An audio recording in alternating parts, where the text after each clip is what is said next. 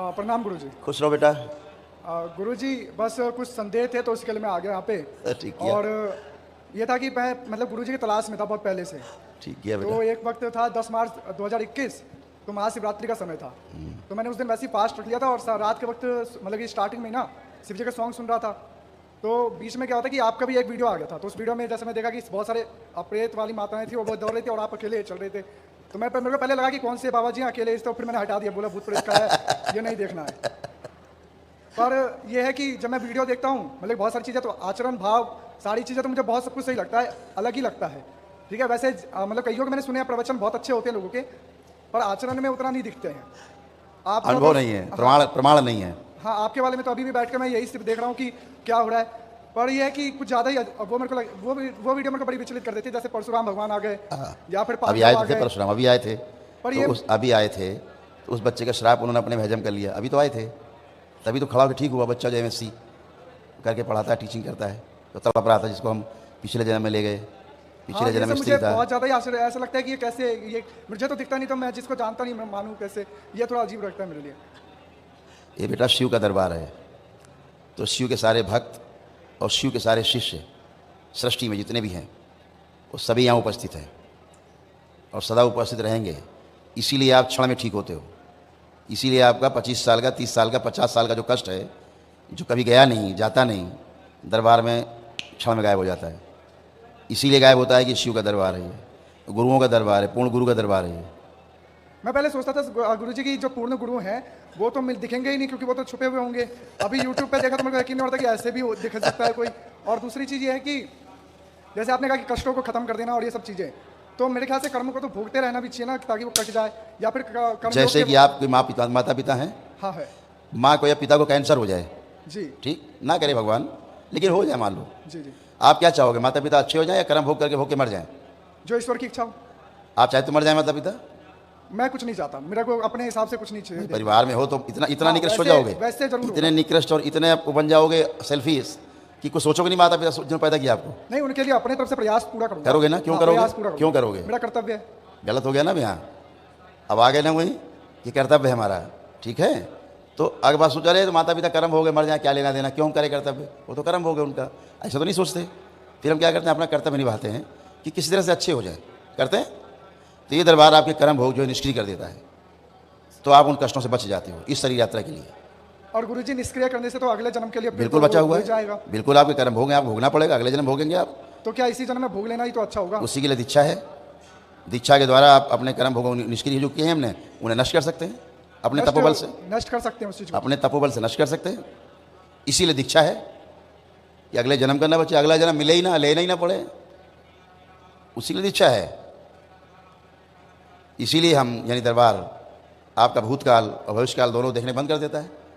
दोनों अभी चेक किया था आपने, अभी चेक कराया था, अनुभव कराया था अभी मैंने आपको। जी, जी, जी। तो ना भूतकाल देख पाए ना भविष्य देख पाए, वर्तमान में रह गए। यही ध्यान है, यही एक रास्ता है मुक्ति का, 84 लाख योनि से मुक्ति का। अगर आप नित्य वर्तमान में बने रहें तो हो गए आप ध्यानी, आप बन गए वशिष्ठ मुनि, हो गए विश्वामित्र। और क्या विश्वामित्र थे और क्या थे परशुराम? नित्य वर्तमान में बने रहते थे। वही ऋषि, वही का ऋषि का काम है, वही मुनियों का काम है, वही तपस्वियों का काम है। आप नित्य वर्तमान में नहीं रह पाते, या तो भूतकाल में रहते हैं या टेक ऑफ कर जाते हैं, भविष्य चले जाते हैं। यही तो सांसारिकता है। इसी से मुक्ति ध्यान है, इसी से मुक्ति मोक्ष है, यही दुखों से मुक्ति का कारण है। जब भूतकाल के बारे में आप सोचते हो तो पीड़ा होती है, भविष्य के बारे में सोचते हो तो चिंता होती है। कुछ अच्छा मिलता है कुछ इससे? अच्छा नहीं मिलता कुछ। कहाँ अच्छा होता है? वर्तमान में रहना, ठीक है। तो आपको दरबार वो शक्ति भी देता है, साधना में आपको आगे बढ़ाता है, ताकि अपने कर्म भोगों को आप स्वयं ही नष्ट कर सकें, ताकि आपको अगला जन्म ही न लेना पड़े। और अगला जन्म तभी नहीं होगा जब तक आपके कर्म भोग सब निष्क्रिय जो पड़े हैं नष्ट नहीं हो जाएंगे सारे, तब तक आपके जन्म होते रहेंगे बार बार।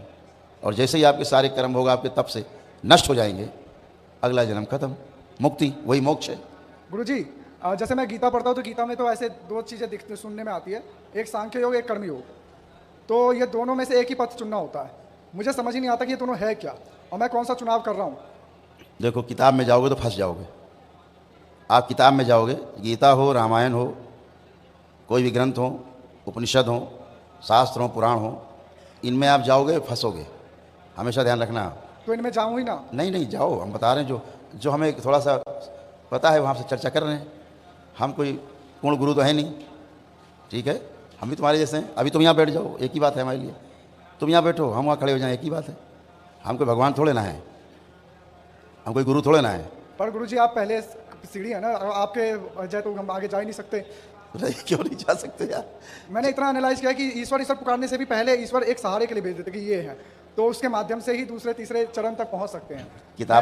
जो किताबों की बात, आपने गीता की बात की, हाँ, किताब पढ़ करके मोक्ष पाना सपना है, ये हो नहीं सकता कभी। किताब पढ़ने के बाद आप भ्रमित रहेंगे, ठीक है। जितने भी दर्शन हैं आप सब पढ़ डालो, आप दुनिया के सबसे भ्रमित इंसान बन जाएंगे। हाँ, क्या करें समझ नहीं आएगा। हाँ, हाँ, ठीक जी, फिर क्या आवश्यकता पड़ेगी ये गुरु की, कि क्या करें। जी, तो अगर वही काम पहले कर लिया जाए, ग्रंथ पढ़ के भ्रमित हुआ जाए, उसके पहले बिना ग्रंथ पढ़े ही हम गुरु से रास्ता पूछ ले भैया, ठीक है, हम नक्शा खोल के देखें किधर जाना है, 1 घंटा लगाएं, उससे अच्छा राहगीर कोई खड़ा है मिल गया, भैया किधर जाए बता देगा, आगे जाके बाएं मुड़ जाओ, काम खत्म हो गया, वो गुरु हो गया। उस समय 1 घंटा बच गया, तो शरीर यात्रा बच गई। तो किताब पढ़ करके मुक्ति का मार्ग नहीं मिलता, मोक्ष नहीं मिलता, भटकाव मिलता है। आप किताब पढ़ करके अच्छे कार्य कर सकते हो, अच्छे काम कर सकते हो, आप अच्छे बन सकते हो, लेकिन मुक्ति पा जाओगे ये असंभव है। मुक्ति मिलती है आपके अनुभव से, और किताब से आपको सिर्फ सूचना मिलती है, ठीक है। क्या मिलती है? सूचना मिलती है, इन्फॉर्मेशन मिलती है। तो इन्फॉर्मेशन में और नॉलेज में बुनियादी फ़र्क है। जो इन्फॉर्मेशन है वो उधारी का है, और जो नॉलेज है वो हमारी अपनी संपत्ति है, ठीक है। और जो हमारी संपत्ति है, हमारी जिंदा रहते भी, शरीर छोड़ देने के बाद भी ये संपत्ति साथ रहती है। सूचनाएं सब छूट जाती हैं, भाषाएं छूट जाती हैं, यादें सब बेकार की छूट जाती हैं, रिश्ते नाते छूट जाते हैं, लेकिन हमारे अनुभव जो हैं सत्य के हमारे साथ रहते हैं। वही जन्म जन्मांतर बढ़ते रहते हैं धीरे धीरे, और एक समय ऐसा आता है किसी जन्म में जब आप इनलाइटेंड हो जाते हैं, ठीक है। जैसे हमारे बच्चे में तमाम, हमारे दरबार में तमाम बच्चे हैं, सब खड़े हैं, ये सब बैठे हैं, ये सब देखते हैं सूक्ष्म जगत को। ये सारे बच्चे सूक्ष्म जगत को देखते हैं, इत्मीनान से देखते हैं, खूब जैसे है वैसा दिखता है, ये सब देख लेते हैं, सब देखते हैं। कैसे देख पाते? कोई तपस्या साधना नहीं कर ली लोगों ने, इसके लिए कोई ने तपस्या नहीं की है, कोई साधना नहीं की है। ये सब पीड़ित बच्चे थे, एक टाइम में पीड़ा में आए थे, भरे हुए भयानक पीड़ा में। आज सब अच्छे हैं, इनके परिवार अच्छे हैं, अब स्वेच्छा से सेवा करते हैं। ये कोई दरबार से कोई पैसा नहीं लेते कि हमें रुपया मिलता हो, उनको कोई पैसा मिलता हो, चाहे देते तो लेते नहीं, सेवा में है, अपने मस्ती में है सारे बच्चे। इनके परिवार भी मस्त हैं कि हमारे बच्चे सेवा में हैं। लेकिन दरबार और पूरे सृष्टि को, पूरे ब्रह्मांड को, ब्रह्मांडों के आगे पार ब्रह्मांड, वो सब देखते हैं बच्चे, ठीक है। लेकिन जब अभी तो ये उधार का है, अभी तो मान लीजिए हमने दे दी अपनी शक्ति, तो देख रहे हैं, ये मान लीजिए दरबार ने शक्ति दे दी, देख रहे हैं, ठीक है। अभी दरबार एक क्षण में कह देगा वापस, तो इनको दिखना तुरंत बंद हो जाता है। खड़े पूछ लो सबसे, एक क्षण में सबको दिखना बंद हो जाता है। ऐसा होता नहीं? बता दो भाई बच्चे को, एक क्षण में देखना बंद कर देंगे, फिर नहीं देख सकते कुछ, कितना प्रयास कर ले, और फिर एक क्षण में देखो तो सब देखने लगते हैं। तो ये शक्ति गुरुओं की, पूर्ण गुरु कर सकता है ऐसा। बाबा, यहाँ बाबा दिखते हैं, आपको स्मृति लोक में बात करते हैं बाबा बाबा, बाबा यहाँ ही नहीं, बाबा क्या देखोगे, कौन देखेगा? इस धरती में ऐसा कोई व्यक्ति विद्यमान नहीं शरीर में जो बाबा को अपनी इच्छा से देख सके। जिसको वो चाहते हैं वही उनको देख सकता है, वो पूर्ण गुरु हैं, ठीक है। वो शरीर रूप में भी रहते हैं, हाड़ मांस के शरीर में रहते हैं, ठीक है। तो अनुभव की बात है, अब हम आपको बताएंगे, आपको कल्पना लगेगी, वो हमारा अनुभव है, ठीक है। तो अनुभव श्रेष्ठ है, तो आप अनुभव करते जाएंगे, वही आपकी पूंजी है, वही आपको मुक्ति दिलाएगी, वही आपको रास्ता दिखाएगी, वही आप में विश्वास पैदा करेगी। जैसे सुबह से आप बैठे हैं, आप देख रहे हैं, आपको लग रहा है क्या चमत्कार जैसा हो रहा है, लग रहा है धरती वैसे कहीं होता नहीं जो यहाँ दिखता है आपको होते हुए। कहीं देखा आपने होते हुए? नहीं। ऐसा होते हुए कहीं सुना आपने कभी? नहीं सुना। तो अब आपको चमत्कार जैसा लगता है, लेकिन दरबार कहता है कि इस सृष्टि में चमत्कार जैसी कोई वस्तु नहीं है, और रहस्य नाम की कोई वस्तु नहीं है इस पूरे सृष्टि में। रहस्य, आप नियम को नहीं जानते हैं इसलिए आपको रहस्य लगता है। आपने कभी होते हुए नहीं देखा है, देख लेते हैं चमत्कार लगता है। तो आप होते हुए नहीं देखे, इसका मतलब ये नहीं कि होता नहीं है, वो तो नियम है होने का। तो हर चीज़ का नियम है। ये जैसे आपके तमाम कष्ट रहते हैं शरीरों में, तड़प रहे हैं, सर्जरी के लिए जाना है, आप देखते हो चुटकी में काम खत्म है। 2700 साल पहले वो सर्जन थे सुश्रुत, वो दरबार में उपस्थित हैं, धन्वंतरी हैं जो भगवान माने जाते हैं आयुर्वेद के। अश्विनी कुमार ने ब्रह्मा के पुत्र हैं, सब मौजूद हैं यहाँ, इसलिए क्षण में चिकित्सा हो जाती है, एक क्षण में, और आप स्वस्थ हो जाते हैं। तो ये चमत्कार नहीं है, इस सृष्टि का नियम है। आपका सूक्ष्म शरीर जो है वो रोगी होता है पहले, उस रोग के बीज आपके कारण शरीर में रहते हैं। अगर कारण शरीर के बीजों को निष्क्रिय कर दिया जाए तो सूक्ष्म शरीर से उसका प्रभाव खत्म हो जाता है। फिर सूक्ष्म शरीर को ठीक कर दिया जाए, रोगी है जो, उसका प्रभाव स्थूल में रहता है। उसका इम्पैक्ट आता है आपके स्थूल में। करो, अखंड ब्रह्मचर्य धारण करो पहले। अगर अखंड ब्रह्मचर्य धारण कर सकते हो तो कर सकते हो, कोई भी कर सकता है। करके तो देखो, उसकी शक्ति देखो क्या है। अखंड ब्रह्मचर्य की क्या होता है अखंड ब्रह्मचर्य? शरीर से, शरीर मन और आत्मा, मतलब कि मन वचन कर्म से, हाँ, तीनों से। आसक्तियों से दूर रहना, दूर नहीं रहना है, ब्रह्म के आचरण में रहना। दूर नहीं रहना। दूर कहाँ जा सकते हो? दूर जाने की जुगाड़ ही नहीं है। साथ में रह करके भी, जी, मन से उस चीज में भाव न रहना, साथ में रह करके भी निर्लेप रहना। ठीक है, तो आप भी कर सकते हो, इसमें क्या आपत्ति है? कोई भी कर सकता है, कोई भी इनलाइटेंड हो सकता है, कोई भी बुद्ध बन सकता है। ये सब की संभावनाएं प्रत्येक व्यक्ति के साथ मौजूद हैं। कर्म तो करो। अगर आप रोजी रोजगार के लिए आगे बढ़ते हो तो आप उसमें आगे बढ़ जाते हो प्रयास करके। आप ऑफिसर बनना चाहते हो, प्रयास करके वही बन जाते हो। आपने प्रयास किया उसके लिए, आपने बुद्ध बनने का प्रयास नहीं किया है, इसलिए आप बुद्ध नहीं बन पाते। इतनी बात तो है। एक आदमी बुद्ध बनने का प्रयास करता, बन जाता। हम कहते हैं कैसे हो गया? वो तो हो इसलिए कि प्रयास किया है। आप प्रयास नहीं करते, केवल बातें करोगे, केवल सोचते रहोगे कि हमें अधिकारी बनना है, सोचते रहो, बातें करते रहो, कुछ नहीं होगा। होगा कैसे? करने से, अनुभव करने से होगा, एक्सपीरियंस होगा। किताब इसलिए है, गीता, रामायण, पुराण इसलिए है, महाभारत। आप जो भी कार्य करते हैं वो माइल स्टोन की तरह है। आप बुक में जाके देख सकते हैं कि मैं जो कर रहा हूँ ये ठीक है या नहीं। इतने के लिए किताब है, पढ़ करके करने के लिए किताब नहीं है। भ्रमित हो जाओगे। एक किताब कुछ बोलेगी, दूसरी किताब कुछ बोलेगी। तो आप जो जी रहे हैं उसको आगे कैसे जी रहे हैं, जीते चले जा रहे हैं। तो हम सही जा रहे हैं कि नहीं जा रहे हैं, इसके लिए माइल स्टोन लगे हुए हैं सड़क किनारे। लेकिन माइल स्टोन पे पकड़ के बैठ गए। दिल्ली 360 किलोमीटर दूर, वो 360 रहेगी दूर, पकड़े रहो किताब। वो नहीं 1 किलोमीटर घंटे बढ़ेगी नहीं। तो माइल स्टोन नहीं पकड़ना है, दिशा है। किताब दिशा देती है केवल कि हमारे पूर्वजों ने किया, हमारे गुरुओं ने किया, उन्होंने पाया सत्य को, तो हम भी ऐसा कर सकते हैं। तो आपको केवल क्या करती है? सपोर्ट करती है, एक विश्वास पैदा करती है ना। जैसे आप दिन भर यहाँ देख लो क्या होता है, आपके अंदर विश्वास जागता है। जितने नए बच्चे आते हैं, पढ़े लिखे बच्चे, हम उनको बहुत ध्यान देते हैं कि वो बच्चे बैठे और देखें। तो उनको विश्वास नहीं कराना चाहते, हम अनुभव कराना चाहते हैं कि वो देखें कि ये भी एक समस्या है बड़ी, कि डॉक्टर क्या करेगा इसमें। जैसे आपने तमाम समस्याएं देखी, इसमें डॉक्टर सब क्या कर सकते हैं? कुछ नहीं कर सकते।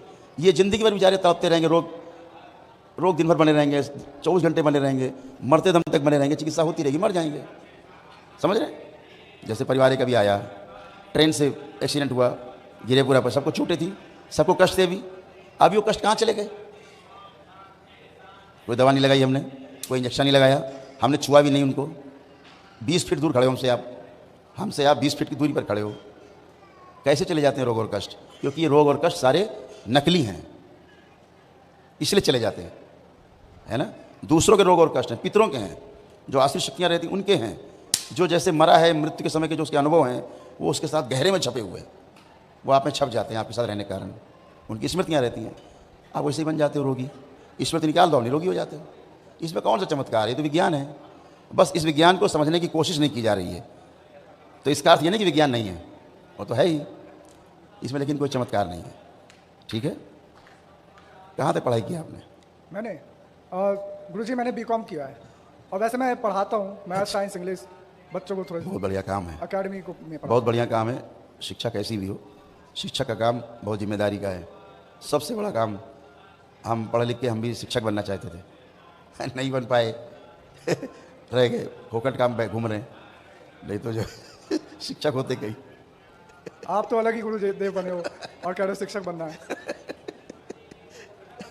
खुश रहो बेटा, कोई कष्ट हो बताओ? नहीं, कोई कष्ट नहीं है।